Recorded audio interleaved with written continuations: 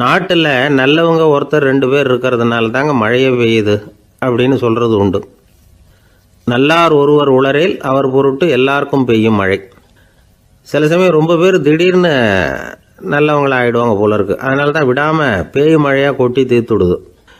எல்லாரும் நல்லவங்களாகிட்டால் உலகமே தாங்காது போல இருக்க. அப்பப்போ ஒருத்தர் 2 பேர் நல்லவங்களாகணும். அப்போ தான் சீராக மழை பெய்யும். மாதத்துக்கு 3 பேர் நல்லவங்களானால் மாதம் மும்மாரி பொழியும்.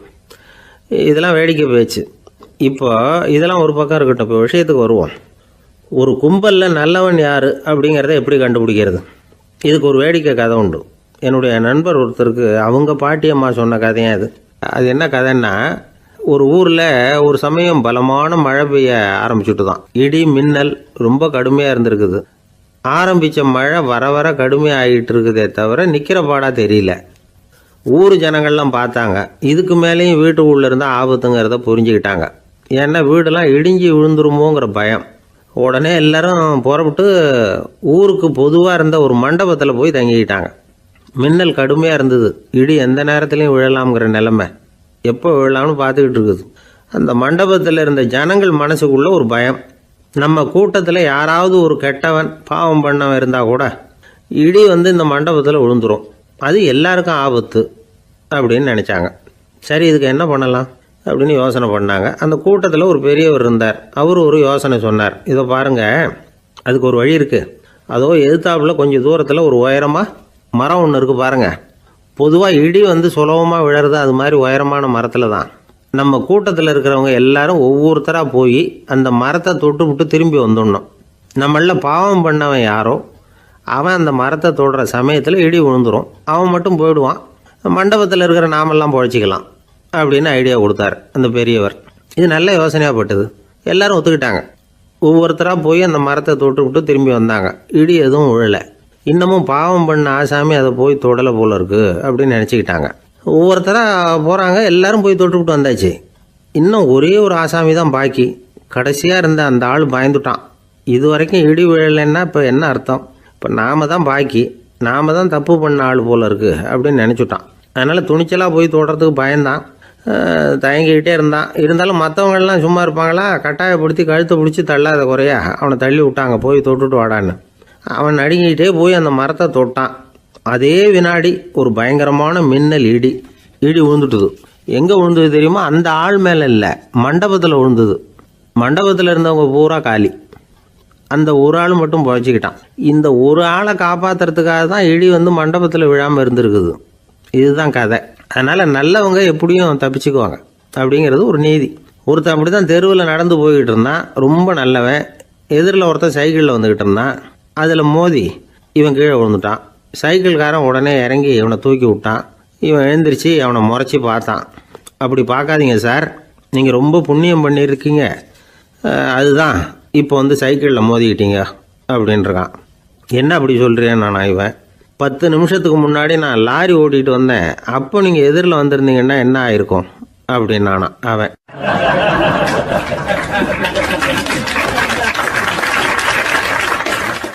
ஒரு பெரிய தத்துவ சிந்தனையாளர் இருந்தார். சுவாங் சு அப்படின்னு பேர். அவருடைய மனைவி ஒரு நாள் திடீர்னு காலமாயிட்டாங்க. ஐயோ பாவம், அவர் ரொம்ப வருத்தப்படுவார். போய் ஆறுதலாக 4 வார்த்தை பேசிவிட்டு வரலாம் அப்படின்னு நினச்சிக்கிட்டு நிறைய பேர் அவரை தேடிட்டு வந்தாங்களாம். வந்தவங்களுக்கு ஆச்சரியம். ஏன்னா இவர் வருத்தப்பட்டுக்கிட்டு இருப்பார் அப்படின்னு தானே எதிர்பார்த்தாங்க. அப்படி இல்லை, தாளம் போட்டுக்கிட்டு உட்காந்துருக்கிறார். தாளத்துக்கு தகுந்த மாதிரி பாட்டு வேற பாடிக்கிட்டு இருக்கிறார். என்ன மனுஷன் அவர், கொஞ்சம் கூட கவலை இல்லாமல் இப்படி இருக்கிறாரு அப்படின்னு நினச்சாங்க. ஒருத்தர் துணிஞ்சு அவர்கிட்ட கேட்டுவிட்டார், என்னங்க இது இப்படி அப்படின்னு. அதுக்கு அவர் என்ன சொன்னார் தெரியுமா?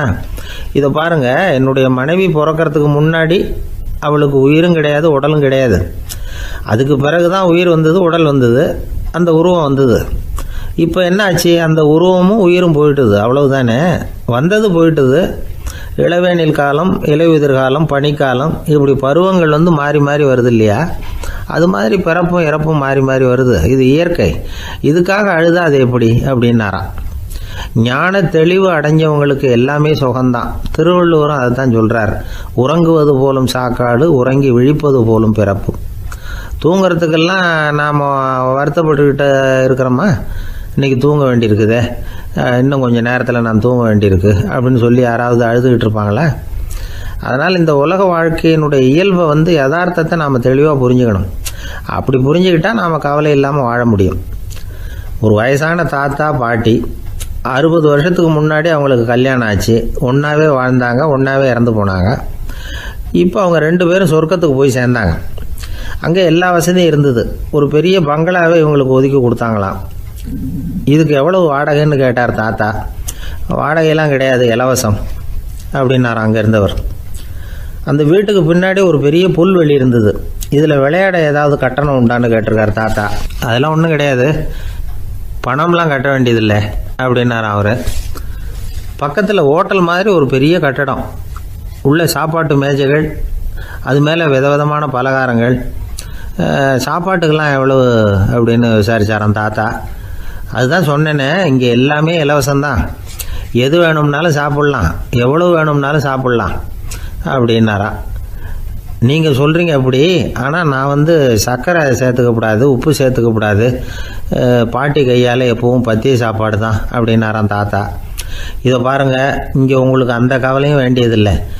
இங்கே நீங்கள் ஸ்வீட்டு சாப்பிட்லாம், காரம் சாப்பிட்லாம், உங்களுக்கு எந்த நோயும் வராது அப்படின்னாராம் அங்கே சொர்க்கத்தில் இருந்தவர்.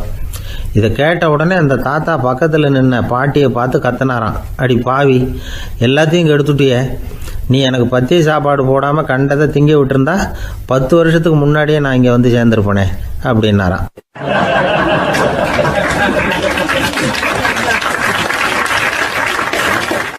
ஒரு காட்டில் ஒரு முனிவர் இருந்தார். ஒரு நாள் அவரை தேடிட்டு 4 பேர் வந்தாங்க. சுவாமி, எங்களுக்கு ரொம்ப நாளாக ஒரு சந்தேகம்னாங்க. என்னன்னு கேட்டார். இந்த உலகத்தில் எவ்வளவோ காரியங்கள் நடக்குது, எது நியாயம் எது அநியாயம் அப்படின்னு புரிஞ்சிக்க முடியலன்னாங்க. அது யாராலையும் புரிஞ்சிக்க முடியாதுன்னார் முனிவர். வந்தவங்களுக்கு ஆச்சரியமாக போச்சு, ஒரு மாதிரியாக பார்த்தாங்க. இதை முனிவர் கவனிச்சார். சரி புறப்படுங்க என்னோடன்னார். எங்கன்னு கேட்டாங்க. இப்போ உங்கள் 4 பேரையும் ஒரு புஷ்பக விமானத்தில் அழைச்சிட்டு போகிறேன். இந்த உலகத்தில் சர்வசாதாரணமாக நடக்கக்கூடிய ஒரு காட்சியை உங்களுக்கு காட்ட போகிறேன். நீங்கள் பார்க்க போகிற அந்த காட்சி நியாயமா அநியாயமா அப்படிங்கிறத என்கிட்ட சொல்லணும்.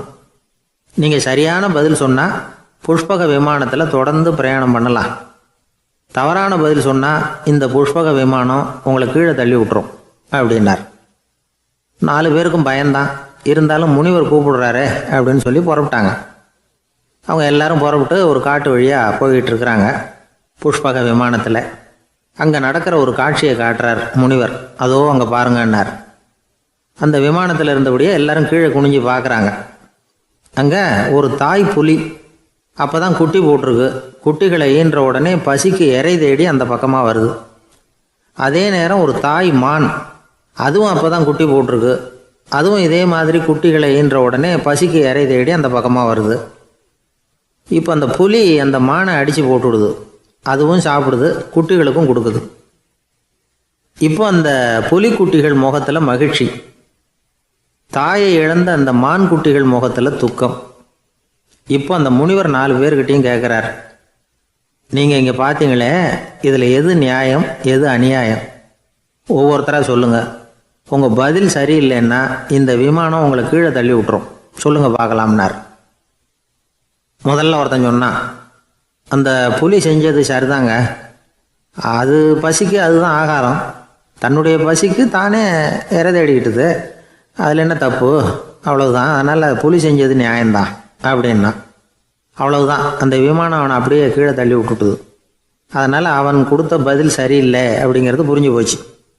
இப்போ 2வது ஆள் சொன்னான், புலி செஞ்சது பாவம், அந்த தாய்மான் என்ன தப்பு பண்ணிச்சு, இப்போ அந்த குட்டிகளுக்கு யார் ஆதரவு, அதனால் புலி செஞ்சது அநியாயம் அப்படின்னா.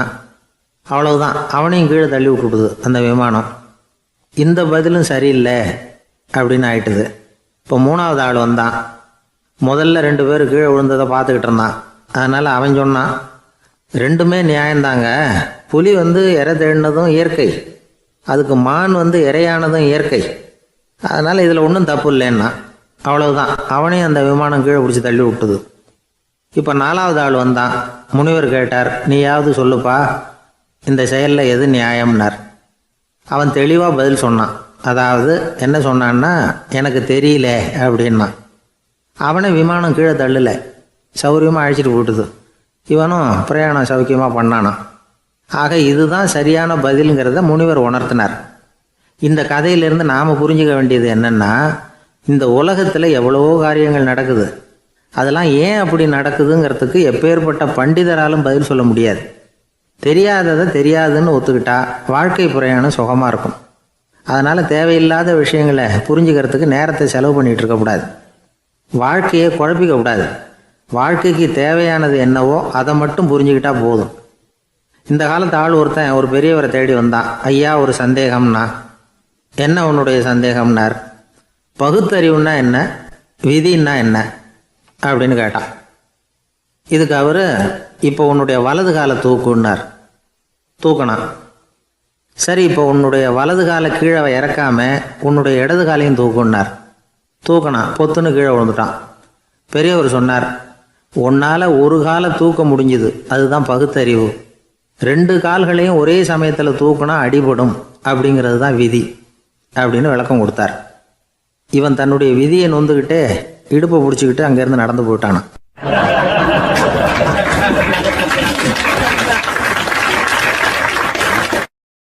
ஒரு ஊரில் ஒரு பெரியவர் இருந்தார். ஒரு நாள் அவரை தேடி ஒருத்தர் வந்தார். ஐயா, நான் கடவுளை பரிபூர்ணமாக நம்புகிறேன் அப்படின்னார். சரி, அந்த நம்பிக்கை உனக்கு எப்படி வந்ததுன்னு கேட்டார் இவர். அவர் சொல்ல ஆரம்பித்தார். ஐயா, எனக்கு கல்யாணம் ஆகி 10 வருஷம் ஆச்சு. ஆனாலும் குழந்தை பாக்கியம் இல்லை. அதுக்கு என்ன காரணமாக இருக்கும்னு நான் யோசனை பண்ணிகிட்டு இருந்தப்போ நண்பர் ஒருத்தர் ஒரு ஆலோசனை சொன்னார். உனக்கு மதப்பற்று இல்லை, எந்த கடவுளையுமே நம்ப மாட்டேங்கிற, அதுதான் காரணம். கடவுளை நம்பு, உனக்கு குழந்தை பாக்கியம் கிடைக்கும் அப்படின்னார். அவர் அப்படி சொன்னாரே தவிர எனக்கு சந்தேகம்தான். இருந்தாலும் அவர் சொன்னபடியும் நடந்து தான் பார்ப்போமே அப்படின்னு முடிவு பண்ணேன். கடவுளை நம்ப ஆரம்பித்தேன். அந்த வருஷமே அழகான ஆண் குழந்தை பிறந்தது. எல்லாம் இறைவன் அருள் அப்படின்னார். இவர் இப்படி சொன்னதை கேட்டதும் அந்த பெரியவர் சொன்னார், நீ சொல்கிறதெல்லாம் சரிதான். இருந்தாலும் இந்த காலத்தில் எந்த ஒரு காரியமாக இருந்தாலும் அதை சோதனை செஞ்சு பார்த்துட்டு தான் ஒரு முடிவுக்கு வந்து சேர முடியும். அறிவுபூர்வமான முடிவு அதுவாக தான் இருக்கும். அறிவியல் சோதனைகள் அப்படித்தான். ஒரு குறிப்பிட்ட விஷயத்தை பற்றி எத்தனை தடவை சோதனை பண்ணாலும் ஒரே முடிவு தான் கிடைக்கணும். அதுதான் சரியாக இருக்கும். அதனால் இப்போ மறுபடியும் ஒரு சோதனைன்னார். என்ன செய்யணும் அப்படின்னு கேட்டார் இவர். கடவுள்கிட்ட ஒரு பெண் குழந்தை வேணும்னு கேளு. முதல்ல ஆண் குழந்தையை கொடுத்தது மாதிரியே இப்போ ஒரு பெண் குழந்தையையும் கொடுக்குறாரா பார்க்கலாம் அப்படின்னார். சரின்னு சொல்லி இவர் அதே மாதிரி முயற்சி பண்ணினார். அதுக்கப்புறம் அவர் இந்த பெரியவர்கிட்ட வரவே இல்லை. கொஞ்ச காலம் கழித்து இவரே அவரை தேடிட்டு போய் கதவை தட்டினார். அவர் கதவை திறந்தார். என்ன ஆச்சு, கடவுள் கண் திறந்தாரா அப்படின்னு கேட்டார். அவர், அந்த சமாச்சாரம்லாம் நமக்கு வேணாம் சார். முதல் தடவை அது ஏதோ தற்செயலாக ஏற்பட்ட ஒரு சாதகம். இப்போ நீங்கள் 2வது தடவை சொன்ன பிறகு தினமும் கடவுளை வேண்டிக்கிட்டு தான் இருக்கிறேன், ஒன்றும் நடக்கலை அப்படின்னார் ரொம்ப விரக்தியாக. ஒரே ஒரு தோல்வியில் உங்கள் நம்பிக்கையெல்லாம் பறந்து போயிடுது பார்த்தீங்களா அப்படின்னார் அந்த பெரியவர். எல்லாம் நல்ல விதமாக நடக்கிற வரைக்கும் நம்பிக்கை, எதிர்பார்த்தது தோல்வியில் முடிஞ்சுட்டுதுன்னா அவநம்பிக்கை. மற்றவர்கள் பேரில் வைக்கிற நம்பிக்கை எந்த நேரத்திலையும் விவகாரமாகி விடக்கூடிய சாத்தியம் உண்டு. நாம் நம்பிக்கை வைக்க வேண்டியது நம்மக்கிட்ட தான். நமக்குள்ளே இருக்கிறார் கடவுள். எனவே நம்ம பேரில் நாம் வைக்கிற நம்பிக்கை தான் உண்மையான கடவுள் பக்தி. நிபந்தனையற்ற நம்பிக்கையாக அது இருக்கணும். எல்லாம் நல்லபடியாக நடந்துக்கிட்டு இருந்தால் எந்த முட்டாளுக்கும் நம்பிக்கை வரத்தான் செய்யும் அப்படிங்கிறது ஒரு பெரிய ஒரு கருத்து. தியானத்தின் மூலமாக தான் உனக்குள்ள ஆழமாக தோண்டுனா உன்னுடைய அடி ஆழத்தில் நம்பிக்கை வந்து அப்படி ஊற்றெடுக்கும், அதை பார்க்க முடியும் அப்படிங்கிறது பெரியவர்கள் சிந்தனை. ஒரு குழந்தை அப்பாவை பார்த்து என்னப்பா பண்ணுறேன்னு கேட்டுதான். பிரார்த்தனை பண்ணிகிட்டு இருக்கிறேன்னாரான் அப்பா. பிரார்த்தனை பண்ணுனா என்ன கிடைக்கும் அப்படின்னு கேட்டுதான் குழந்தை. எல்லாம் கிடைக்கும் அப்படின்னாரான் அப்பா. நீ வச்சிருக்கிறிய பேனா அது கூட கிடைக்குமான்னு கேட்டுதான் குழந்தை. கிடைக்குமேன்னு இருக்கார். அப்படின்னா அந்த பேனாவை என்கிட்ட கொடுத்துரு, நீ பிரார்த்தனை பண்ணி வேற பேனா வாங்கிக்கோ அப்படின்னு தான் அந்த குழந்தை.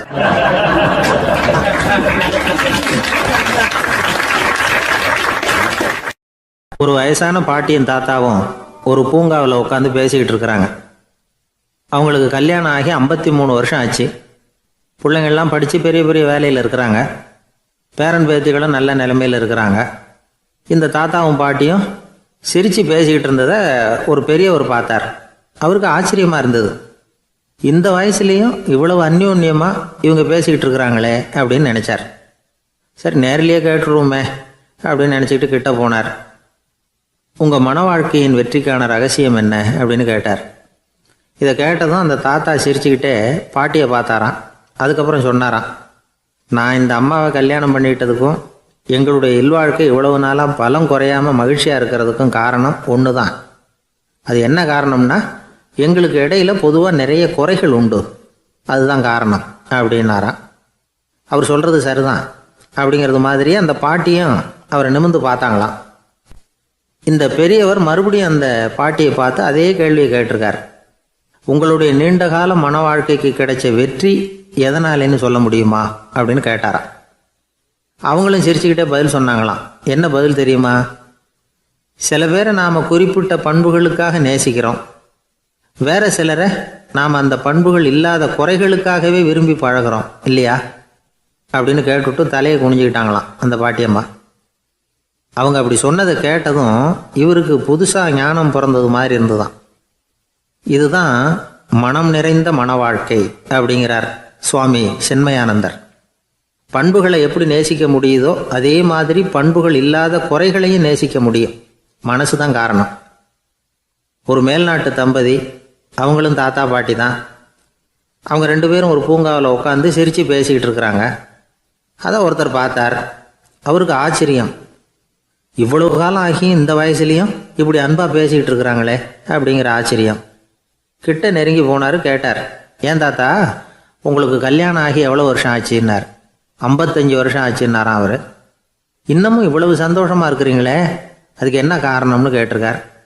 அதுக்கு என்ன காரணம்னா, இது வரைக்கும் எங்களுக்குள்ள சண்டையே வந்ததில்லை அப்படின்னாராம். அது எப்படி முடியும்னு கேட்டிருக்கார் இவர் ஆச்சரியமா.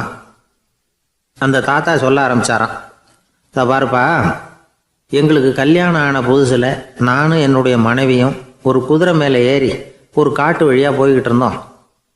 கொஞ்சம் தூரம் போனதும் அந்த குதிரை எடக்கு பண்ணிச்சு. நான் உடனே கீழே இறங்கி அந்த குதிரையை பார்த்து, இது உனக்கு முதல் தடவை அப்படின்னு மிரட்டலாக சொல்லிவிட்டு ஏறி உக்காந்தேன். மறுபடியும் போனோம். கொஞ்சம் தூரம் குதிரை நல்லபடியாக நடந்து போச்சு. மறுபடியும் எடக்கு பண்ண ஆரம்பிச்சுட்டுது. நான் கீழே இறங்கினேன். கையில் இருந்த சாட்டையால் ஓங்கி ஒரு அடி கொடுத்தேன். இது உனக்கு 2வது தடவை அப்படின்னு சொல்லிவிட்டு ஏறி உக்காந்தேன். மறுபடியும் குதிரை கொஞ்சம் தூரம் நல்ல விதமாக நடந்து போச்சு. அப்புறமும் எடக்கு பண்ண ஆரம்பிச்சுட்டுது. அந்த சமயத்தில் ஒரு ஆற்று பாலத்தை கடந்து போய்கிட்டு இருக்கிறோம். நான் கீழே இறங்கினேன். என்னுடைய மனைவியையும் கீழே இறங்க சொன்னேன். அந்த குதிரையை பிடிச்சி அப்படியே ஆற்றுல தள்ளி விட்டுட்டேன். தள்ளி விட்டுட்டு, இது உனக்கு கடைசி தடவை அப்படின்னு சொன்னேன். அதை பார்த்ததும் என் மனைவி பதறி போயிட்டாங்க. போய், ஐயோ பாவம், என்ன இப்படி பண்ணிவிட்டீங்க, உங்களுக்கு மனசில் கொஞ்சம் கூட இறக்கமே இல்லையா அப்படின்னாங்க. நான் மெதுவாக இவங்க பக்கம் திரும்பி, இது உனக்கு முதல் தடவை அப்படின்னேன். அவ்வளவுதான். அன்னையிலேருந்து இன்னைய வரைக்கும் ஒரு நாள் கூட எங்களுக்குள்ள சண்டையே வந்ததில்லை அப்படின்னு விளக்கம் கொடுத்தார் அந்த தாத்தா.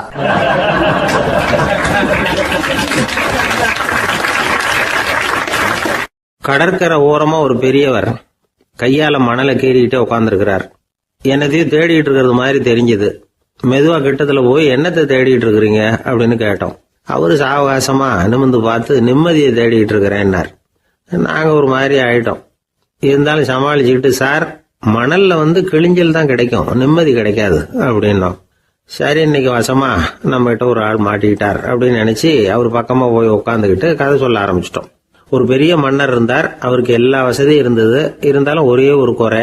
அது என்னன்னா, நிம்மதி இல்லைங்கிற குறை. அரண்மனையில தினமும் கலை நிகழ்ச்சி, நாட்டியம் எல்லாம் நடந்துகிட்டு தான் இருந்தது. இருந்தாலும் நிம்மதி இல்லை. சரி, நிம்மதி எங்க கிடைக்கும் அப்படின்னு தேட ஆரம்பிச்சார். உடனே அதுக்கான முயற்சிகள்ல தீவிரமா இறங்கினார். நாட்டில் உள்ள தத்துவ மேதைகளை எல்லாம் கூப்பிட்டுட்டு வர சொன்னார். எல்லாரும் சேர்ந்தாங்க. அவங்கள பார்த்து, நிம்மதி எங்க இருக்குது அப்படின்னு விசாரிச்சார். அவங்களுக்கு அது தெரிஞ்சா ஏன் இப்படி ராஜா முன்னாடி நின்றுட்டு இருக்க போறாங்க? ராஜாவோட கேள்விக்கு ஒவ்வொருத்தரும் ஒவ்வொரு மாதிரி விளக்கம் கொடுக்க ஆரம்பிச்சிட்டாங்க.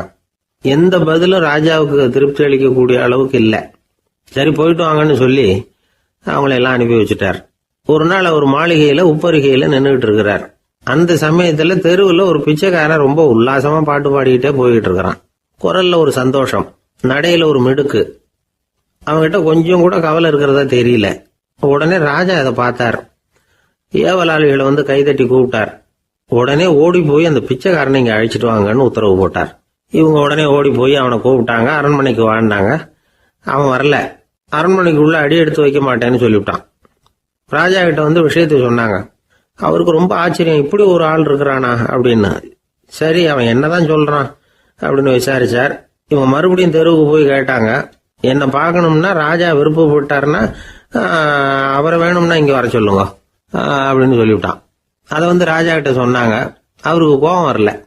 இவ்வளவு சுதந்திர உணர்வோடு இருக்கிறவன் சாதாரண ஆளா இருக்க முடியாது அப்படின்னு நினைச்சார். உடனே கிடுகிடுன்னு இறங்கி தெருவுக்கு வந்தார். பிச்சைக்காரங்கிட்ட போனார். நீ கவலைப்படாம சந்தோஷமா பாடிட்டு போறியே, அது எப்படி முடியுது உன்னால அப்படின்னு கேட்டார்.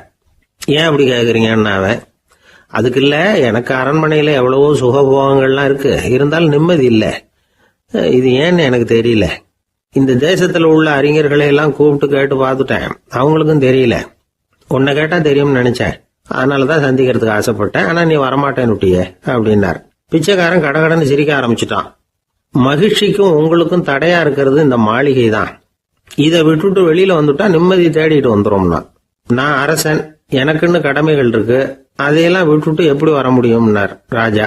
ரெண்டும் ஒரே நேரத்துல கிடைக்கணுங்கிறது முடியாத காரியம். உங்க சுகபோகத்துக்கு விலையாதான் உங்க நிம்மதியை கொடுத்துக்கிட்டு இருக்கிறீங்க. என்ன பாருங்க, என்கிட்ட எதுவும் இல்லை, அதனால எதுவும் போயிடுமோங்கிற பயமும் இல்ல, நிம்மதியா இருக்கிறேன் அப்படின்னா அவன். ராஜா உடனே சந்தோஷப்பட்டு தன்னுடைய மேலங்கியை எடுத்து அவனுக்கு பரிசா கொடுத்தாரான். அவன் சிரிச்சுக்கிட்டே அதை வாங்க மாட்டேன்னு விட்டானான். இதை நீங்க எனக்கு கொடுக்கறதுனால எந்த பயனும் இல்லை, அதே நேரத்துல அதை வாங்கிட்டேன்னா அடுத்த வினாடியிலிருந்து அதை எப்படி காப்பாத்துறதுங்கிற கவலை எனக்கு வந்து சேர்ந்துடும், அப்புறம் தூக்கம் வராது, நிம்மதி போயிடும் அப்படின்னானா. சொல்லிவிட்டு அவன் பாட்டுக்கு சந்தோஷமா பாடிக்கிட்டே போயிட்டான். நிம்மதி எங்க இருக்குங்கிறதையும் ராஜா தெரிஞ்சுக்கிட்டார். அந்த இடத்துக்கு தன்னால போக முடியாதுங்கிறதையும் அவர் புரிஞ்சுக்கிட்டார்.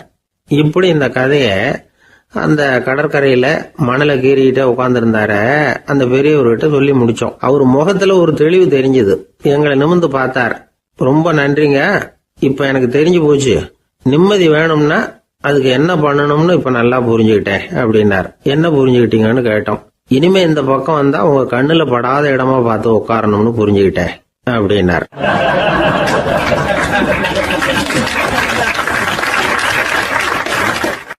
ஒரு ஊர்ல ஒரு ஆள் இருந்தான், தையல் கடை வச்சிருந்தான். அவங்கிட்ட ஒருத்தன் ஒரு சட்டை துணி எடுத்து கொடுத்து தைக்க சொல்லியிருந்தான். வர்ற சனிக்கிழமை வா, வந்து வாங்கிட்டு போ அப்படின்னு அவன் சொல்லியிருந்தான். அதே மாதிரி இவன் வந்தான். அவன் தச்சு வச்சிருந்த சட்டையை கொடுத்தான். இவன் வாங்கி அங்கேயே போட்டு பார்த்தான். கை நீளம் ஒண்ணுக்கு ஒண்ணு வித்தியாசமா இருந்தது. வலது கை இடது பக்கத்தை விட நீளம் குறைச்சலா இருந்தது. அவன் முணுமுணுக்க ஆரம்பிச்சுட்டான். என்ன இது இப்படி தைச்சுட்டியேன்னு. இதுக்கு அவன் சொன்னான், ஐயோ இதுக்காகவா சங்கடப்படுறீங்க, வலது கையை மட்டும் கொஞ்சம் உள்ள இழுத்தாப்புல வச்சுக்கிட்டீங்கன்னா சரியா போகுது, மற்றபடி அந்த சட்டையில உள்ள கலை அம்சத்தை கவனிங்க, எவ்வளவு அற்புதமா தச்சிருக்கேன் பாருங்க, ஒரு சின்ன குறைய வந்து இப்படி எல்லாம் பொருட்படுத்த வேண்டியதில்லை, நான் சொன்னது மாதிரி கையை கொஞ்சம் உள்ள இழுத்தது மாதிரி வச்சுக்கிட்டு நடந்து போங்க, ஜோரா இருக்கும் அப்படின்னா. அவனும் யோசிச்சு பார்த்தான். சரியான யோசனையா தான் தோணுச்சு. கொஞ்சம் முயற்சி பண்ணி வலது கையை கொஞ்சம் உள்ள இழுத்து சட்டை சரியா இருக்கிறது மாதிரி பண்ணிக்கிட்டான். இப்போ மறுபடியும் ஒரு பிரச்சனை. வலது கையை உள்ள இழுத்த மாதிரி அப்படியே வச்சுக்கிட்டதும் முதுகு பக்கம் கொஞ்சம் துணி தளர்த்தியா தொங்குறது மாதிரி தெரிஞ்சது. என்ன இது, முதுகு பக்கம் துணி குவிஞ்சுட்டுதே, தொங்குதே அப்படின்னா மறுபடியும், அடடா இதுக்காகவா கவலைப்படுறீங்க, உடம்ப அதுக்கு தகுந்த மாதிரி கொஞ்சம் வளைச்சிக்கிட்டா சரியா போடுது, இதுக்காக அந்த அழகான தையலை பிரிச்சு அதுல உள்ள கலை அம்சத்தை கெடுக்கிறதுக்கு என் மனசு இடம் தரல, எவ்வளவுக்கு தளர்த்தியா இருக்கோ அவ்வளவுக்கு கொஞ்சம் உடம்ப வளைச்சி அப்படி குனிஞ்சது மாதிரி போங்க போதும் அப்படின்னா. அதுவும் நல்ல யோசனையா தான் பட்டுது இவனுக்கு. சரின்னு சொல்லிவிட்டு புறப்பட்டான். தெருவில் இறங்கினான். கையை கொஞ்சம் உள்ள இழுத்தான். உடம்ப கொஞ்சம் முன்னால வளைச்சான். சட்டைக்கு தகுந்த மாதிரி உடம்ப பண்ணிக்கிட்டான். மெதுவா நடந்து போறான். இப்போ எதிரில் இன்னொருத்தன் வரான். இவனை பாக்குறான். இவன் போட்டிருக்கிற சட்டையை பாக்குறான். ஆஹா அற்புதம்ங்கிறான். சும்மா சொல்லக்கூடாது, ரொம்ப நல்லா இருக்கு, நிச்சயமா இது வந்து இந்த ஊர் மேல தெருவில் இருக்கிற ஒருத்தன் இருக்கானே அவன் தச்சதா தான் இருக்கணும் அப்படின்னா. இதை கேட்டதான் அவனுக்கு ஆச்சரியம். எப்படி அவ்வளவு கரெக்டா கண்டுபிடிச்சிங்க அப்படின்னு கேட்டிருக்கான்.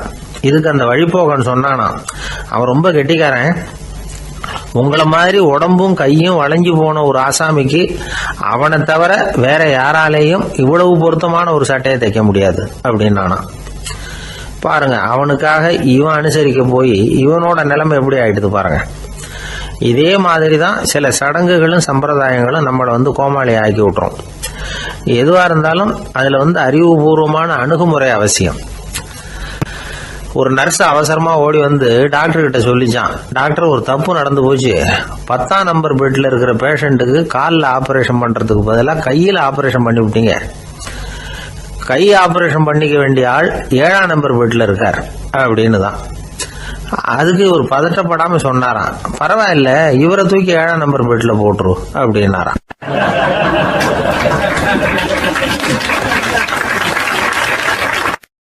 தான் மட்டும் வாழ்ந்தா போதும் அப்படின்னு நினைக்கிறவங்களும் உண்டு. தானும் வாழணும், அடுத்தவங்களும் வாழணும் அப்படின்னு நினைக்கிறவங்களும் உண்டு. முதல்ல சொன்ன வகையை சேர்ந்த மனிதர்கள் எப்படி தெரியுமா? எப்படியாவது தான் மட்டும் வாழ்ந்தால் போதுங்கிற நினைப்பு தான் எப்பவும் அவங்களுக்கு இருக்கும். தங்களுடைய வளர்ச்சிக்கு எது தடையா இருந்தாலும் சரி, யார் தடையா இருந்தாலும் சரி, அதை அழிச்சுட்டு தான் மறுவேலை பார்ப்பாங்க. அவங்கெல்லாம் பாவ காரியங்களுக்கு தயங்குறதே இல்லை. அப்படிப்பட்ட வாழ்க்கை அவங்களுக்கே இடைஞ்சல அமைஞ்சு விடுறது உண்டு. அதை விளக்கறதுக்கு ஒரு கதையும் உண்டு. ஒரு ஊர்ல அப்படிப்பட்ட ஆள் ஒருத்தன் இருந்திருக்கான். நிறைய பாவங்களை செஞ்சவன். அதன் காரணமா நரகப்படுகொழியில விழுந்துட்டான். நரகப்படுகொழிங்கிறது ஒரு பெரிய கிணறு மாதிரி. ஏற்கனவே பாவம் செஞ்சவங்க நிறைய பேர் அதில் விழுந்து கிடக்குறாங்க. உள்ள ஏகப்பட்ட சத்தம், எல்லாம் அந்த பாவாத்மாக்கள் போடுற சத்தம். இப்போ விழுந்தானே இவனும் சத்தம் போட்டான். இவன் போடுற சத்தம் கொஞ்சம் அதிகமாக கேட்டுது. இந்த கிணத்துக்கு பக்கத்துல புத்தர் உட்கார்ந்துருக்கிறாரு. அவர் காதுல இவன் போடுற சத்தம் விழுந்தது. உடனே அந்த கிணத்தடிக்கு போனார், குனிஞ்சு பார்த்தார். சாமி என்னை காப்பாத்துங்க அப்படின்னு கத்தனா இவன். புத்தர் அவனை கொஞ்சம் கவனிச்சு பார்த்தார். மனித சமுதாயத்துக்கு அவன் என்னென்ன கெடுதல் பண்ணியிருக்கிறாங்கிற விவரம்லாம் அவர் மனக்கண்ணில் தெரிஞ்சது. அவருக்கு எல்லாம் புரிஞ்சு போச்சு. இருந்தாலும் அவனை காப்பாத்துறதுக்கு ஏதாவது வழி உண்டா அப்படின்னு யோசிச்சார். அவன் தன்னுடைய வாழ்நாளில் ஏதாவது நல்லது செஞ்சிருக்கானா அப்படின்னு பார்த்தார். ஒரே ஒரு சமயம் அவன் தன்னுடைய காலடியில மிதிபட இருந்த சிலந்தியை மிதிக்காமல் தாண்டி போயிருக்கிறான். இந்த ஒரு காரியத்துக்காக அவனை கரையேற்ற முடியுமா அப்படின்னு நினைச்சாரு. அவ்வளவுதான். உடனே அவர் கையில ஒரு சிலந்தி உட்கார்ந்துதான். அதுகிட்ட இருந்து நூல் இழை வெளிவர ஆரம்பிச்சது. அந்த நூல் இழை கிணற்று ஆழம் வரைக்கும் அப்படியே நீண்டுகிட்டே போச்சான். புத்தர் பார்த்தார். இந்த நூலை பிடிச்சிக்கிட்டு மேலே ஏறி வா அப்படின்னாரு. என்னங்க சொல்றீங்க, இந்த சிலந்தி நூல் என்ன தாங்குமான்னு கத்தனா. எல்லாம் தாங்கும், அதை பிடிச்சிக்கிட்டு ஏறி வா அப்படின்னாரு. சந்தேகத்தோடவே அவன் அந்த நூல் இழைய பிடிச்சி இழுத்து பார்த்தா ரொம்ப வலுவா இருந்தது. அவனுக்கு ஆச்சரியம். அதை பிடிச்சிக்கிட்டே மெதுவா மேலே ஏறி வர ஆரம்பிச்சுட்டான். பாதி தூரம் ஏறி வந்திருப்பான். அப்போ அவன் காலுக்கு கீழே ஏதோ சத்தம். என்னன்னு குனிஞ்சு பார்க்கறான். கீழே கிடந்தவங்க சில பேரும் அந்த நூலை பிடிச்சி மேலே வந்துகிட்டு இருக்கிறாங்க. இவனுக்கு கோபம் வந்துட்டுது. தன்னுடைய இடுப்புல வச்சிருந்த கத்தியை எடுத்து தன்னுடைய காலுக்கு கீழே நூல் இழையை அப்படியே வெட்டி விட்டுட்டான். இனிமே நாம மட்டும்தான் மேலே ஏறி வந்துடணும் அப்படின்னு நினைச்சுக்கிட்டான். ஆனா நடந்தது என்ன தெரியுமா? மொத்த நூல் இழையும் அப்படியே அருந்து கீழே விழுந்துட்டுது. அவனும் பொத்துன்னு கீழே விழுந்துட்டான். மறுபடியும் கத்த ஆரம்பிச்சுட்டான். ஏற்கனவே அவன் செஞ்சிருந்த ஒரு சிறு கருணை அந்த நூல் இழைக்கு உறுதியை கொடுத்தது. இப்போ அவன் செஞ்ச பாவம் அந்த நூல் இழைய வலுவிழக்க செஞ்சுட்டுது. அடுத்தவங்களும் வாழணுங்கிற எண்ணம் அவனுக்கு இருந்திருந்தா இப்ப அவனும் கரையேறி வந்திருப்பான், மற்றவங்களும் சௌக்கியமா வந்து சேர்ந்திருப்பாங்க. அதனால நாமும் வாழணும், அடுத்தவங்களும் வாழணும் அப்படின்னு நினைக்கிறவன் வாழ்க்கையில சீக்கிரம் முன்னுக்கு வந்துருவான். ஒருத்தன் ஒரு டாக்டர் கிட்ட போனான், மருந்து வாங்கினான். வாங்கி கொண்டாந்து பேசாம வச்சுட்டான், சாப்பிடல. அப்புறம் எதுக்காகப்பா போய் அவர்கிட்ட மருந்து வாங்கினேன் அப்படின்னு கேட்டாங்க. டாக்டர் வாழணும் இல்லையா, அதனாலதான் அப்படின்னா. அவர் கொடுத்த மருந்தை நீ ஏன் சாப்பிடல அப்புறம் அப்படின்னு கேட்டாங்க. நான் வாழணும் இல்லையா, அதுக்காக தான் அப்படின்னா.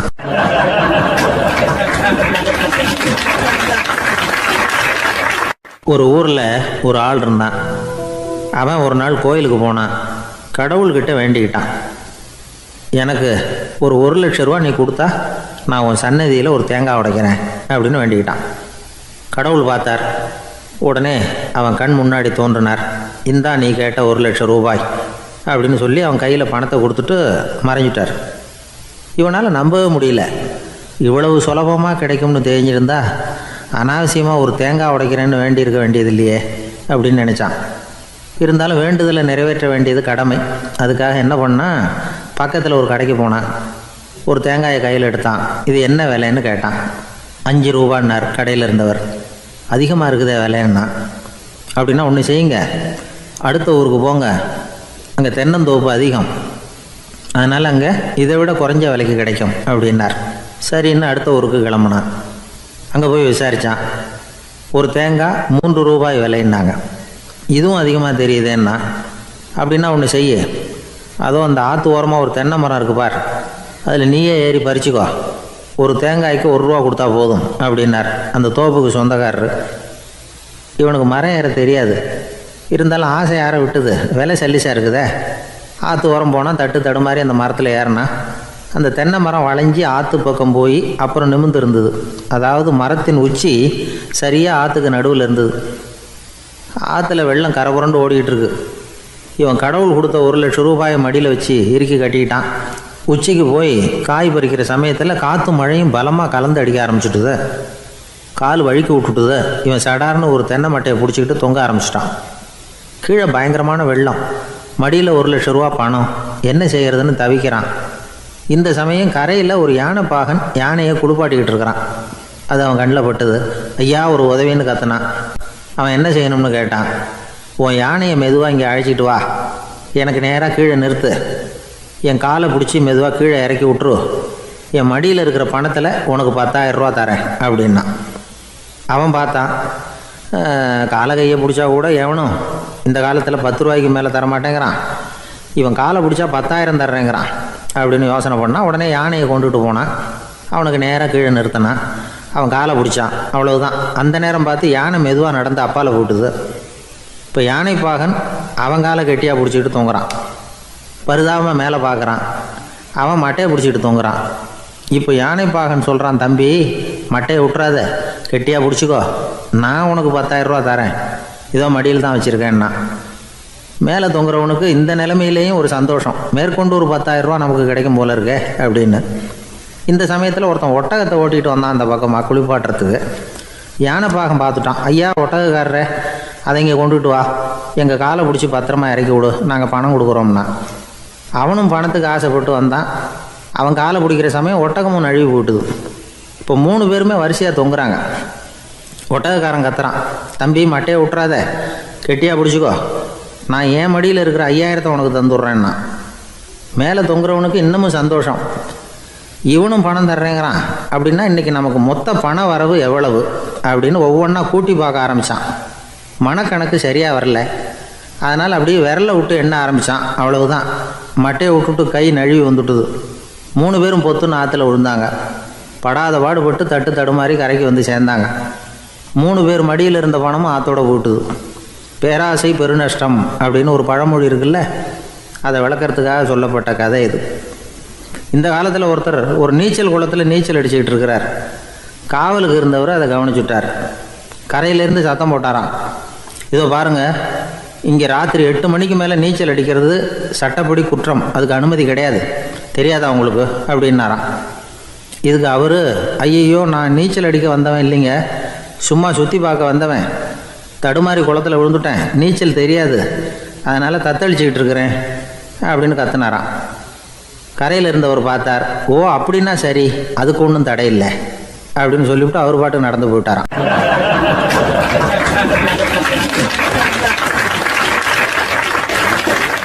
அசோக மன்னர் வந்துகிட்டு இருக்கார். அவருடைய ஆலோசகர்கள் எல்லாம் பக்கத்தில் வந்துகிட்டு இருக்கிறாங்க. அந்த சமயத்தில் எதிரில் ஒரு புத்த பிக்ஷு வர்றார். அசோகர் பார்க்குறார். ஓடி போய் அவர் காலில் விழுந்து வணங்குறார். அசோக மன்னரின் தலை அந்த புத்த துறவியின் பாதத்தில் பட்டுக்கிட்டு இருக்கு. பக்கத்தில் நின்றுக்கிட்டு இருந்த அமைச்சருக்கு இது ரொம்ப சங்கடமாக போச்சு. ரொம்ப வருத்தப்பட்டார். நம்ம அசோக சக்கரவர்த்தி எப்பேற்பட்டவர், அவரோட தலை ஒரு சன்னியாசியின் பாதத்தில் படுறதா அப்படின்னு நினச்சி ரொம்ப கவலைப்பட்டார். அரண்மனைக்கு திரும்பினதும் அமைச்சர் மெதுவாக ஆரம்பித்தார். அரசே, எனக்கு ரொம்ப வருத்தமாக இருக்குது அப்படின்னார். எதுக்குன்னார் மன்னர். அசோக சக்கரவர்த்தியின் தலை, அதாவது அந்த சிரம், ரொம்ப மதிப்புமிக்க ஒன்று, அது ஒரு சன்னியாசியின் காலில் படலாமா அப்படின்னார். அசோகர் பதில் சொல்லல, சிரிச்சார், போயிட்டார். அதுக்கப்புறம் ஒரு சரியான சந்தர்ப்பத்துக்காக காத்துக்கிட்டு இருந்தார். ஒரு நாள் அமைச்சரை கூப்பிட்டார். எனக்கு 3 தலைகள், வேணும் அப்படின்னார். சொல்லுங்க, கொண்டுகிட்டு வரேன் அப்படின்னார் அமைச்சர். அசோகர் சொன்னார், முதல்ல எனக்கு தேவையானது ஒரு ஆட்டின் தலை, ரெண்டாவது ஒரு புலியின் தலை, மூன்றாவது ஒரு மனிதனின் தலை. இதுதான் அசோகர் கேட்டது. எங்க இருந்தாலும் கொண்டு வாங்கன்னார். அமைச்சர் புறப்பட்டார். ஆட்டுத்தலை புலித்தலை கிடைச்சிட்டுது. அப்புறமா ஒரு சுடுகாட்டுக்கு போய் ஒரு மனித தலையும் சேகரம் பண்ணிட்டு ராஜா கிட்ட வந்துட்டார். அரசே, உங்கள் ஆணைப்படி 3 தலைகளையும் கொண்டு வந்திருக்கிறேன்னார். அசோகர் பார்த்தார். ரொம்ப நல்லது, இப்ப இது 3ஐயும் எடுத்துக்கிட்டு போய் சந்தையில வித்துட்டு வாங்க அப்படின்னார். அமைச்சர் அதுகளை எடுத்துக்கிட்டு சந்தைக்கு போனார். முதல்ல ஆட்டுத்தலை நல்ல விலைக்கு வித்து போச்சு. நல்ல விலை கொடுத்து வாங்கிட்டு போட்டாங்க. அடுத்தபடியா புலி தலைய ஒருத்தர் வாங்கிட்டார். அதை பாடம் பண்ணி வீட்டில் மாட்டி வைக்கலாமே அப்படின்னு நினைச்சு அதையும் வாங்கிட்டு போட்டார். மனித தலையை மட்டும் வாங்கறதுக்கு யாரும் முன் வரல. எல்லாரும் அதை பார்த்துட்டு விலைக்கு போக ஆரம்பிச்சாங்க. அமைச்சர் திரும்பி வந்தார். அரசே, இந்த தலையை மட்டும் யாரும் வாங்க மாட்டேங்கிறாங்க அப்படின்னார். சரி, பரவாயில்ல, இதை இலவசமாவே எனாமாவே யாருக்கிட்டையாவது கொடுத்துட்டு வந்துருங்க அப்படின்னார். அமைச்சர் மறுபடியும் சந்தைக்கு போனார். இதை இலவசமா தரேன், இதை வாங்கிக்கோங்க அப்படின்னார். அப்பவும் அதை யாரும் வாங்கிக்கிறதுக்கு தயாரா இல்லை. மறுபடியும் திரும்பி வந்து மன்னர்கிட்ட விவரத்தை சொன்னார். இப்போ மன்னர் சொல்றார், அமைச்சரே, உயிர் இருக்கிற வரைக்கும் தான் இந்த தலைக்கு மதிப்பு. ஜீவன் போனதுக்கு அப்புறம் அதோட மதிப்பும் போயிடுது. அதனால மதிப்பு இருக்கும் பொழுதே பெரியவர்கள் பாதம் பணிந்து அந்த புனிதத்தை பெற்றுக்கொள்ளணும் அப்படின்னார். பணிவுங்கிறது வேற, அடிமைத்தனம்ங்கிறது வேற. பெரியவர்களை பணிவது நமக்கு பெருமை தரக்கூடிய விஷயம். இதை மனசுல வச்சுக்கிட்டு எப்போ காலில் விழணும், எப்போ காலில் விழக்கூடாது அப்படிங்கிறத முடிவு பண்ணிக்கணும். ஒரு சாதாரண ஆள் நடந்து வந்துகிட்டு இருந்தார். எதிரில் வந்த ஒரு பெரிய மனுஷன் ஓடி போய் அவர் காலில் விழுந்து தன்னுடைய தலையை அவர் பாதத்தில் கொண்டு போய் வச்சார். கொஞ்ச நேரம் கழிச்சு எழுந்திரிச்சு வந்துட்டார். வந்த பிறகு இவரை கேட்டேன், ஏன் திடீர்னு ஓடி போய் அந்த ஆளு காலில் விழுந்தீங்க அப்படின்னு. அவர் போட்டிருக்கிறது என்னோட காணாம போன செருப்பான்னு கண்டுபிடிக்கிறதுக்காக அப்படி விழுந்தேன் அப்படின்னார்.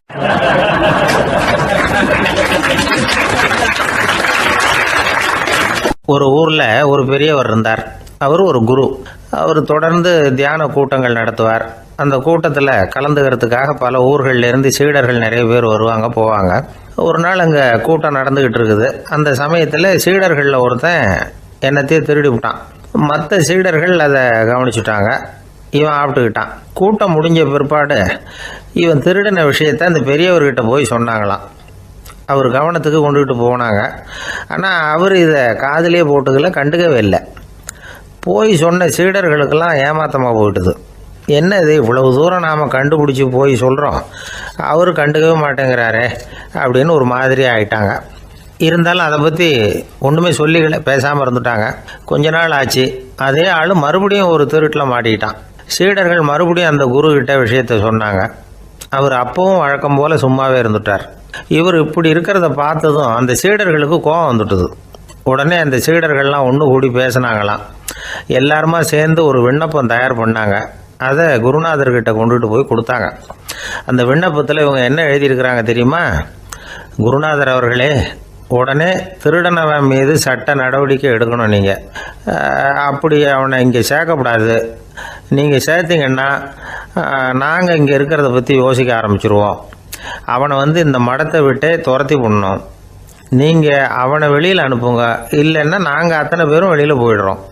இப்படி தான் அந்த விண்ணப்பத்தில் எழுதியிருக்கிறாங்க. குரு அந்த விண்ணப்பத்தை வாங்கி படித்து பார்த்தார். அதுக்கப்புறம் அதை எழுதின அத்தனை பேரையும் கூப்பிட்டாரு. எல்லாரும் இப்படி வாங்கன்னாரு. வந்தாங்க. இப்படி என் எதிரில் உட்காருங்கன்னார். உட்காந்தாங்க. அப்புறம் சொன்னார், இதை பாருப்பா, நீங்கள் எல்லாரும் புத்திசாலிகள். உங்களுக்கு எது நல்லது எது கெட்டதுங்கிறது நல்லா தெரியும். நீங்கள் மேற்கொண்டு ஏதாவது படிக்கணும்னு நினச்சா வேற எங்கே வேணும்னாலும் போகலாம். அதுக்கு நான் தடை சொல்ல மாட்டேன். ஆனால் உங்களால் குற்றம் சாட்டப்பட்ட அவன் இருக்கானே, அவன் எப்படின்னா அவனுக்கு எது நல்லது எது கெட்டதுங்கிறதெல்லாம் தெரியாது. அதனால தான் திருடுறான். நீங்கள் சொல்கிறது மாதிரி அவனை அடித்து துரத்தி விடுறோம்னு வச்சுக்கோங்க, அவனுக்கு எப்படி நல்லது கெட்டது தெரியும்? அவனுக்கு அதை யார் சொல்லி கொடுக்கறது? அதனால் இங்கேயே இருக்கட்டும், அதுதான் சரி. இதுக்காக நீங்கள் எல்லாரும் என்னை விட்டுட்டு போனாலும் சரி, அவனை நான் விரட்ட மாட்டேன் அப்படின்னு விட்டாரான். இவ்வளவையும் திருடன் அந்த சீடன் கேட்டுக்கிட்டே இருந்திருக்கான். அவன் கண்களில் கண்ணீர். அப்படியே எழுந்திரிச்சு வந்தான். குரு காலில் விழுந்தான். அவன் கண்ணீரில் அவனது தீமை கழுவப்பட்டது அப்படிம்பாங்க. அதாவது சீடர்களுக்கு அந்த குருவோட பெருமை அப்போ தான் புரிஞ்சுதான். ஒரு நல்ல ஆசிரியர் இருக்காருன்னு வச்சுங்க, நல்லா படிக்கிற பையனுக்கு தான் பாடம் சொல்லி கொடுப்பேன்னா அது என்ன பெரிய விஷயமா? மோசமாக படிக்கிறவனையும் மாற்றி காட்டுறேங்கிறது தான் பெருமை. இந்த காலத்து குரு ஒருத்தர் ஒரு ஆசிரமம் வச்சு நடத்திட்டு வந்தார். நிறைய பேர் தினம் வருவாங்க போவாங்க. ஒரு நாள் ஒருத்தன் வந்தான். அந்த குரு முன்னாடி போய் நின்னான். ஐயா, என்ன உங்கள் சீடனாக ஏற்றுக்கணும்னா. அந்த குரு நிமிர்ந்து பார்த்தார். உன்னுடைய நோக்கம் என்னன்னு கேட்டார். ஐயா, உங்ககிட்ட கொஞ்ச நாள் இருந்தேன்னா நல்ல பழக்க வழக்கங்களை கற்றுக்கலாம், அதுக்கப்புறம் வெளியில் போய் ஒரு நல்ல தொழில் தொடங்கி வாழ்க்கையில் முன்னுக்கு வரணுங்கிறது தான் என்னோட நோக்கம் அப்படின்னா. நீ சொல்கிறது சரி, ஆனால் உன்னால் இங்கே நல்ல பழக்க வழக்கங்களை கற்றுக்க முடியலேன்னு வச்சுக்கோ, அப்போ என்ன பண்ணுவேன் அப்படின்னு கேட்டார் அவர். அப்படி ஆச்சுன்னா என்ன, உங்களை மாதிரியே ஒரு ஆசிரமம் ஆரம்பித்து அதுக்கு குருவாக இருந்துட்டு போகிறேன் அப்படின்னு நானும்.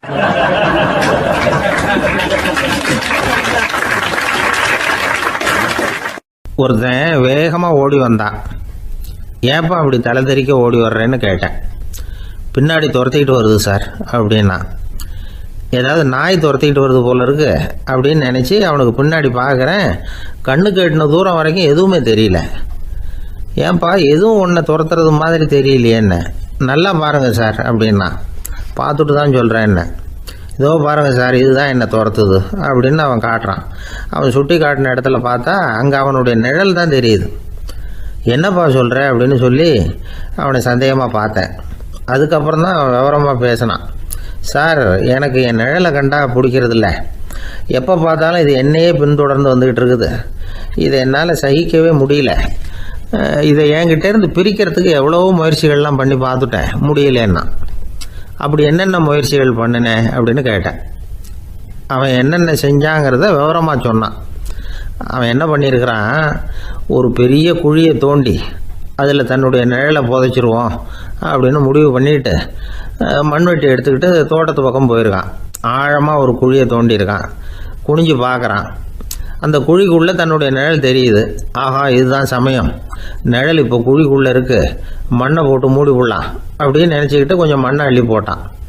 பார்த்தா இப்போ அந்த நிழல் அந்த மண்ணுக்கு மேலே வந்து நிற்கிது. இது ஏதுடா வம்பா போச்சு அப்படின்னா அவசரமாக மண்ணை வாரி போட்டு மூடி பார்க்குறான். குழி பூராவும் மூடி விட்டு பார்க்குறான். மறுபடியும் நிழல் மேலே வந்து உட்காந்துக்கிட்டு இருக்குது. சரி, இதை குழியில் புதைக்க முடியாது அப்படின்னு முடிவு பண்ணிட்டு இதை இங்கேயே இப்படியே விட்டுட்டு ஒரே ஓட்டமாக ஓடி போடுவோம் அப்படின்னு நினச்சி எடுத்தான் ஓட்டம். அது காலை நேரம். இவன் மேற்க நோக்கி ஓடிக்கிட்டு இருக்கிறான். ஓடி ஓடி பார்க்குறான், நிழல் இவனை விட வேகமாக இவனுக்கு முன்னாடி ஓடிக்கிட்டு இருக்கு. சரி, திரும்பி ஓடி பார்ப்போம் அப்படின்னு நினச்சிக்கிட்டு அப்படியே சடார்னு திரும்பி ஓட ஆரம்பித்தான். பார்த்தான், அப்பாடா நிழலை காணலை. கொஞ்சம் தூரம் ஓடி ஒரு இடத்துல நின்று அப்படியே சாவகாசமாக திரும்பி பார்க்குறான். பின்னாடி நின்றுக்கிட்டு இருக்குது நிழல். இப்படி ஓடி வந்து தான் இங்கே நம்ம முன்னாடி நின்று தன்னுடைய அவஸ்தையை சொல்லிக்கிட்டு இருக்கிறான். இந்த நிழலை துரத்துறது அல்லது வெட்டி விடுறது, இதுக்கு ஏதாவது வழி இருக்கா சொல்லுங்கள் சார் அப்படிங்கிறான். நமக்கு ஒன்றும் புரியல. அந்த நேரம் பார்த்து ஒரு பெரியவர் வந்தார். அவர்கிட்ட யோசனை கேட்டோம், என்ன செய்யலாம்னு. அவர் சொன்னார், இந்த பாருப்பா, நீ அங்கேயும் எங்கேயும் ஓடாத, அப்படியே கீழே படுத்துக்கொண்டார். அது நல்ல உச்சி வேலை. அவன் அப்படியே கீழே படுத்துக்கிட்டான். இப்போ அப்படி இப்படின்னு திரும்பி பார்க்குறான், நிழலை காணலை. அவன் இப்போ தான் நிம்மதியாக இருந்தான். இப்போ அந்த பெரியவர் சொன்னார், எல்லா மனிதர்களுமே இப்படி தான் ஓடிக்கிட்டு இருக்கிறாங்க. நான் எனது அப்படிங்கிற ஆணவம் தான் அவங்கள துரத்திக்கிட்டு இருக்கு. அதை விட்டுட்டு ஓடணும்னு நினச்சாலும் அது முன்னாடி வந்து நிற்கிது. பரம்பொருளை நோக்கி ஓடுறப்போ இந்த ஆணவம் பின்னாடி வந்து விடுது. பரிபூர்ண சரணாகதிங்கிற நிலையில் அது முழுசுமாக மறைஞ்சு விடுது. தன்னை உணர்கிற வேலை அது. அந்த நேரம் மனிதனுக்கு விடுதலை உணர்வு ஏற்படுகிற நேரம் அது. அப்படிப்பட்ட சுதந்திர மனிதர்களாக எல்லாரும் மாறி போயிட்டாங்கன்னா இந்த உலகமே இன்பமயம் அப்படின்னு ஒரு விளக்கம் கொடுத்தார் பெரியவர்.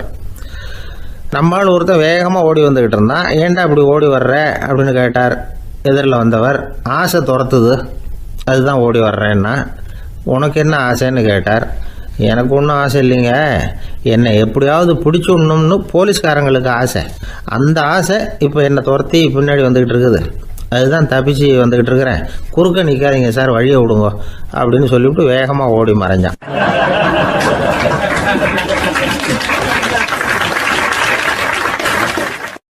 ஜப்பானில் உள்ள ஒரு புத்த விகாரை. அங்கே ஒரு வயசான பௌத்த குரு தங்கியிருக்கிறார். ஒரு நாள் ராத்திரி கடுமையான குளிர், அவரால் தாங்க முடியல. பார்த்தார், மரத்தில் செஞ்ச புத்த சிற்பங்கள் அங்கே நிறைய இருந்தது. அதில் ஒன்றை எடுத்து அதுக்கு தீ மூட்டி அந்த நெருப்பில் குளிர் காஞ்சிக்கிட்டு இருக்கிறார். மர சிற்பம் தீ வச்சதும் படபடன்னு வெடிக்க ஆரம்பிச்சுட்டுது. அந்த சத்தத்தை கேட்டதும் அந்த புத்த விகாரையின் குருக்கள் வெளியில் ஓடி வந்தார். இவர் ஆனந்தமாக குளிர் காஞ்சிக்கிட்டு இருக்கிறார். அவரால் பொறுத்துக்க முடியல.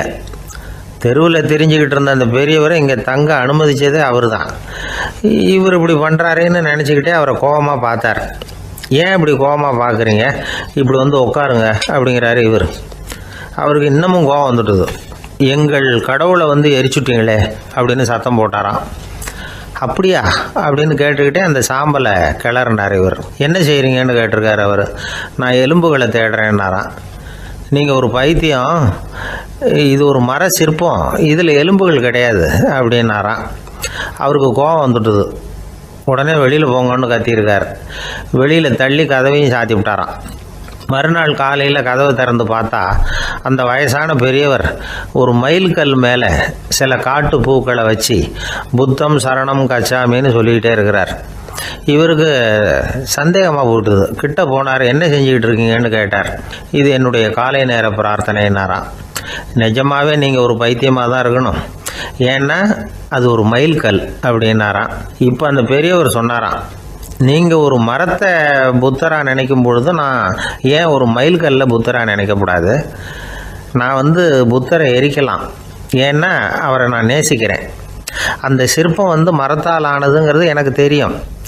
நான் ஒரு மயில்கல்லை தொழலாம், ஏன்னா அது எனது பூக்களை தாங்குது. நான் இந்த மயில்கல்லுக்குள்ளே மறைஞ்சிருக்கிற புத்தரை பார்க்குறேன். யாராவது ஒரு சிற்பி இதை சிலையாக்கினாதான் நீங்கள் புத்தரை பார்க்க முடியும். அன்னைக்கு ரொம்ப குளிராக இருந்தது. நான் எனக்குள்ளே இருக்கிற புத்தரையும் பாதுகாக்கணும். உள்ளே இருக்கிற புத்தரை காப்பாற்றுறதுக்காக வெளியில் உள்ள புத்தரை எரிக்கலாம், அதில் ஒன்றும் தப்பு இல்லை. அது அவருடைய போதனையிலேயே இருக்குது. உனக்குள் ஜோதியாக இரு அப்படிங்கிறது அவருடைய போதனை. என்னுடைய புத்தர் வந்து குளிரில் நடுங்கிட்டு இருந்தார். அந்த மர சிற்பங்கள் வெயில் மழையில் உணர்ச்சி இல்லாமல் இருந்தது, அதனால் அப்படி பண்ணினேன். ஆனால் நீங்கள் என்ன பண்ணீங்க? நான் ஒரு மர புத்தரை எரிச்சதுக்காக உயிருள்ள புத்தரை வெளியில் தள்ளி கதவை சாத்தினீங்க அப்படின்னாராம் அந்த பெரியவர். உண்மையான பக்திங்கிறது இதுதான். அதாவது உனக்குள் ஜோதியாக இரு அப்படின்னு புத்தர் சொன்னார் இல்லையா, அது மாதிரி தனக்குள் ஜோதியாக இருக்கிற இந்த காலத்து ஆசாமிகள் நிறைய பேர் உண்டு. எப்பவும் போதையிலேயே இருக்கிறவங்க. ஒரு நாள் நடு ராத்திரி ஒரு மது கடையில் ஒரு ஆள் அங்குள்ள சிப்பந்திகள் கிட்ட கேட்டுக்கிட்டு இருக்கிறான். மறுபடியும் இந்த கடை எப்போ திறப்பாங்கன்னு கேட்டானா. நாளைக்கு காலையில் 8 மணிக்கு திறப்பாங்க அப்படின்னு நானும் அங்கே இருந்த ஆள். அவன் திருப்பி திருப்பி அதையே கேட்டுக்கிட்டு இருக்கான். இவனுக்கு பதில் சொல்லி சொல்லி அழுத்து போச்சு. அதான் சொல்கிறேன் ஐயா, நாளைக்கு காலையில் வா அப்படின்னாங்களாம். அதுக்கு இவன், நான் வர்றதுக்காக கேட்கலையா, நேத்திக்கு வந்தவன் உள்ளேயே மாட்டிக்கிட்டேன், வெளியில் போகிறதுக்காக கேட்டேன் அப்படின்னு நானும்.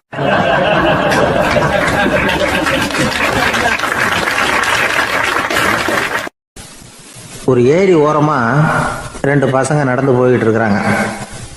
அதில் ஒருத்தன் பணக்கார வீட்டு பையன், இன்னொருத்தன் ஏழை. இவங்க 2 பேரும் போய்கிட்டு இருக்கிறாங்க. வழியில் ஒரு இடத்துல ஒரு ஜோடி செருப்பு இவங்க கண்ணில் படுது. ஒரு விவசாயி அந்த செருப்பை அங்கே விட்டுட்டு பக்கத்தில் இருந்த ஏரியில் கை காலை கழுவிட்டு இருக்கிறார். உடனே அந்த பணக்கார பையனுக்கு ஒரு ஐடியா. அவன் சொன்னானா, டேய் இப்போ ஒரு வேடிக்கை செய்யலாம், அந்த செருப்பு 2ஐயும் தூக்கி எட்டத்தில் வீசி எரிஞ்சிருவோம். அந்த ஆள் வந்து பார்த்துட்டு செருப்பை தேடி அல்லாடுவான், அங்கேயும் இங்கேயும் ஓடுவான், திருன்னு முழிப்பான். அதை பார்த்து நாம் ரசிக்கலாம், நல்ல தமாஷா இருக்கும் அப்படின்ட்டுருக்கான். இப்படி சொல்லிவிட்டு அந்த செருப்புகளை தூக்கிறதுக்கு போனானா. கொஞ்சம் பொறு அப்படின்னானா அந்த ஏழை பையன். ஏன்னு கேட்டிருக்கான் அவன். இப்போ அந்த ஏழை பையன் சொன்னானா, நீ சொல்கிறது ஒன்றும் வேடிக்கை கிடையாது. உன்னோட செருப்பு தொலைஞ்சா உன் அப்பா உடனே உனக்கு வேறு செருப்பு வாங்கி கொடுத்துருவார். ஆனால் அந்த ஆளுக்கு இந்த செருப்பு தொலைஞ்சதுன்னா வேறு புதுசாக வாங்கிறதுக்கு வாயையும் வயத்தையும் கட்டி பணத்தை சேர்க்க வேண்டியிருக்கும். அதனால் நான் ஒரு வேடிக்கை சொல்கிறேன், அது மாதிரி செய், அது இன்னமும் தமாஷா இருக்கும் அப்படின்னானா. எப்படி அது சொல்லுன்றிருக்கான் அவன். செருப்பு 2ம் அது இருக்கிற இடத்துலையே இருக்கட்டும். உன் சட்டப்பையிலிருந்து ஒரே ஒரு ரூபாய் நாணயத்தை எடு, அதை அந்த செருப்பு மேலே அதோட குதிகால் பகுதியில் வச்சுட்டு நாம் 2 பேரும் அந்த மரத்துக்கு பின்னாடி ஓடி போய் மறைஞ்சு நின்றுக்குவோம். அப்புறம் பாரு வேடிக்கை அப்படின்னா. அதே மாதிரி 1 ரூபா காசு செருப்பு மேலே வச்சுட்டு இவங்க 2 பேரும் மறைஞ்சு நின்றுக்கிட்டாங்க. கொஞ்ச நேரத்தில் அந்த விவசாயி வந்தார். காலில் உள்ள மண்ணை தட்டிவிட்டு செருப்பை மாட்டுறதுக்காக போனார். அங்கேருந்து காசு கண்ணில் போட்டுவிட்டுது. அவருக்கு ஆச்சரியமாக போச்சு. அதை கையில் எடுத்து பார்க்குறார். 4 பக்கமும் திரும்பி திரும்பி பார்க்குறார், யார் இதை வச்சுருப்பான்னு. கடைசியில் ஆகாயத்தை பார்க்குறார். ஆண்டவா, இது உன்னோட கருணை தான். நீ தான் யாரோ புண்ணியவான் மனசில் தர்மம் பண்ணுற எண்ணத்தை உண்டாக்கி இருக்கிற. அந்த புண்ணியவான் நல்லா இருக்கணும் அப்படின்னு வாழ்த்தி அந்த காசை கண்ணில் ஒத்திக்கிட்டாரான். மறைஞ்சிருந்து பார்த்துக்கிட்டு இருந்த ஏழை பையன் இப்படி சொன்னான், பாத்தியா, உன்னை புண்ணியவான்னு வாழ்த்திக்கிட்டு போகிறார் அந்த ஆள். அவருக்கும் சந்தோஷம், அதை பார்த்து நமக்கும் சந்தோஷம். உனக்கு 1 ரூபாங்கிறது ஒரு பெரிய விஷயம் இல்லை, ஆனால் அதனால் நமக்கு கிடைச்சிருக்கிற மகிழ்ச்சி ரொம்ப உயர்வானது அப்படின்னு நானும். வேடிக்கையும் கிண்டலும் இது மாதிரி அடுத்தவங்களுக்கு இடைஞ்சலாக இல்லாமல் இருக்கணும் அப்படிங்கிறார் கலைவாணர்.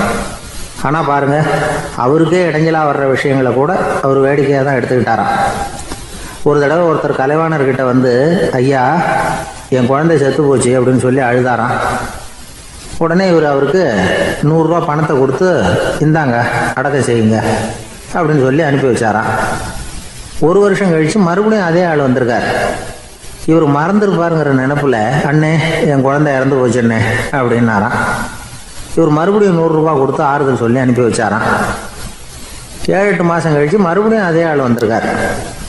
அவர் வாயை திறக்கிறதுக்கு முன்னாடியே இவர் 100 ரூபாய் அவர் கையில் வச்சு, போன 2 தடவை தான் குழந்தை செத்து போச்சு, இந்த தடவையாவது அதை சாகாமல் காப்பாற்றி விடு அப்படின்னு சொல்லி அனுப்பி வச்சாரா. அதுக்கப்புறம் அந்த ஆள் வர்றதே இல்லையா.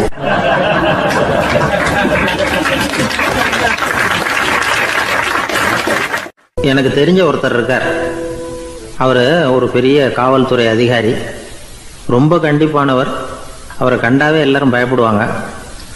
அப்படிப்பட்டவர் வீட்டுக்கு போனால் அப்படியே அடியோடு மாறிடுவார். அங்கே போய் பார்த்தீங்கன்னா குழந்தையாக அவர் விளையாடிக்கிட்டு இருப்பார். அலுவலக சமயத்தில் பார்த்தீங்கன்னா குதிரை முதுகில் அவர் உட்காந்துருப்பார். வீட்டில் பார்த்தீங்கன்னா அவர் முதுகில் குழந்தை உட்காந்துருக்கும். அவர் குதிரை மாதிரி போயிட்டு இருப்பார். இது எப்படிங்க முடியுது உங்களால் அப்படின்னு கேட்டாங்க. அது ஒன்றும் இல்லை, இங்கே வீட்டுக்கு வந்த உடனே என்னோட மனசை தனியாக எடுத்து வச்சுருவேன் அப்படின்னார். அது என்னங்க உங்கள் சட்டப்பயிலியாக இருக்குது மனசு, அது தனியாக எடுத்து வைக்கிறதுக்கு அப்படின்னு கேட்டாங்க. அப்படி இல்லைங்க, இது ஒரு பயிற்சி, மனப்பயிற்சி, அவ்வளவுதான் அப்படின்னார். இப்படி சமயம் பார்த்து மனசை தனியாக வச்சுவிட தெரிஞ்சவங்க வாழ்க்கையில் எப்பவும் உற்சாகமாக இருப்பாங்க அப்படிங்கிறது பெரியவங்க கருத்து. ஒரு டாக்டர் ஆஸ்பத்திரியில் இருக்கிற வரைக்கும் டாக்டராக இருக்கலாம். அவர் மனைவிகிட்டையும் அவர் டாக்டராக இருக்க வேண்டிய அவசியம் இல்லை. ஒரு வக்கீல் கோர்ட்டில் இருக்கிற வரைக்கும் வக்கீலாக இருக்கலாம். வீட்டுக்கு வந்ததுக்கு அப்புறமும் வக்கீலாக இருக்க வேண்டிய அவசியம் கிடையாது. வீட்டில் குழந்தைகள்கிட்ட விளையாடும் பொழுதும் அதுகள்கிட்ட ஃபீஸு கேட்டுக்கிட்டு இருக்கக்கூடாது. நாம் எப்படி இருக்கணும்னு பெரியவங்க சொல்கிறாங்கன்னா, மனசோட சேரக்கூடாதான். அப்படி சேராமல் வாழ்க்கையை கவனிக்கணுமா. மனசை அப்படியே தனியாக எடுத்து பக்கத்தில் வச்சுடணும். அப்படின்னா அதை அப்படியே தூக்கி எறிஞ்சுடு அப்படின்னு அர்த்தம் இல்லை. ஏன்னா மனசுங்கிறது நமக்கு உபயோகப்படக்கூடிய ஒன்று தான். எப்போ அது தேவையோ அப்பப்போ எடுத்து உபயோகப்படுத்திக்கணும். தேவைப்படுறப்போ எடுத்து கண்ணாடியை மாட்டிக்கிறோம்ல, படிக்கும் பொழுது கண்ணாடி தேவைப்படுது, எடுத்து மாட்டிக்கிறோம் இல்லையா. அது மாதிரி கணக்கு போடுறதுக்கு மனசு தேவை. கடைக்கு போய் ஒரு பொருள் வாங்குகிறோம், காசு கொடுக்குறோம், மீதி சில்லறை சரியாக இருக்கா அப்படின்னு எண்ணி பார்த்து வாங்க வேண்டியிருக்கு. அந்த சமயத்தில் மனசை எடுத்து தனியாக வச்சுட்டேன் அப்படின்னு சொல்லிகிட்டு இருக்கக்கூடாது.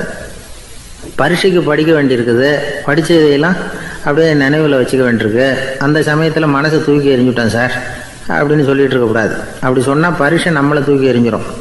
அதனால் தேவைப்படுறப்போ மனசை உபயோகப்படுத்தணும், தேவையில்லாதப்போ அதை தனியாக ஓய்வு எடுத்துக்க விட்டுடணும். இப்படி நாம் பழக்கப்படுத்திக்கிட்டா வாழ்க்கைங்கிறது நமக்கு புதுசாக தெரியுமா. மனசுக்கும் ஒரு சக்தி கிடைக்கும். எந்திரங்களுக்கு ஓய்வு கொடுக்குற மாதிரி மனசுக்கும் ஓய்வு கொடுக்கணும், இல்லைன்னா அது களைச்சி போயிடும். குழந்தைகள் மனசை சுமந்துக்கிட்டு இருக்கிறது இல்லை. இது முதியவர்கள் குழந்தைகள்கிட்டேருந்து கற்றுக்க வேண்டிய ஒரு பாடம். ஆனாலும் இந்த கால குழந்தைகள்கிட்ட ரொம்ப எச்சரிக்கையாக இருக்க வேண்டியிருக்கு. ஒரு தாத்தாவும் பேரனும் விளையாடிக்கிட்டு இருக்கிறாங்க. தாத்தா, எனக்கு சைக்கிள் ஓட்ட கற்றுக் கொடு அப்படிங்கிறான் பேரன். சைக்கிள் உயரம் கூட இல்லை, அதுக்குள்ளே சைக்கிள் ஓட்டணுமா அப்படின்னு